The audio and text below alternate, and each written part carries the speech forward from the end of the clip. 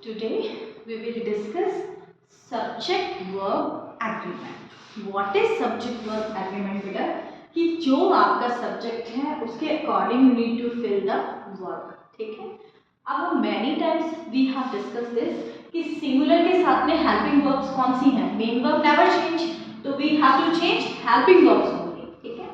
आप सिंगुलर के साथ में आप कौन कौन सी हेल्पिंग वर्ब्स यूज करते हैं? Has, is, was, had, will, shall, does, did. ठीक है. प्लूरल के साथ आप कौन सी वर्ब्स यूज करते हैं? Helping verbs have, are, were, had, will, shall, do, did. Depend करेगा कि आप कौन से टेंस की बात कर रहे हैं. ठीक है, या इंटरोगेटिव की बात कर रहे हैं. और आई के साथ आपके फिक्स फॉर्म्स हैं do, have, am, was, had, shall and did. अब कुछ सेंटेंसेस ऐसे होते हैं बेटा जिनमें यू कांट गेस कि कौन सी हेल्पिंग वर्ब आपको यूज करनी है. वो सेंटेंसेस हैं क्या? Have a look. देखो, one of the dogs dash injured. अब हम बात कर रहे हैं कि यहाँ पे प्रेजेंट टेंस ही होगा. वन ऑफ द डॉग्स, आप क्या कह रहे हैं कि डॉग्स में से एक डॉग, तो हम बात कर रहे हैं इस वन की, इस प्लूरल की नहीं. तो one of the dogs is injured. आप सोच रहे होंगे कि ये सेकंड फॉर्म में अब हमने इज लिखा बिकॉज़ ये पैसिव में लिखा. ठीक है.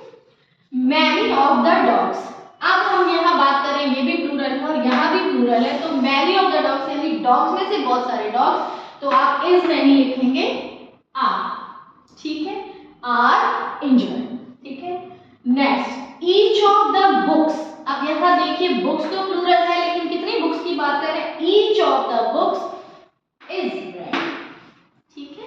तो ईच के साथ में आपने क्या लगाया? इज. सिंगुलर है. Now everyone in the team, everyone, हर कोई, तो आप क्या लिखेंगे?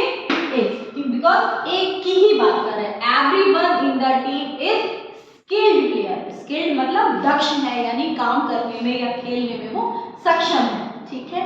अब हम नई चीज इंट्रोड्यूस करते हैं, जैसे a herd of elephants. Heard of elephant, heard आपको पता है ग्रुप ऑफ एलिफेंट, तो एक की बात कर रहा है. A herd of elephant is wondering in the forest.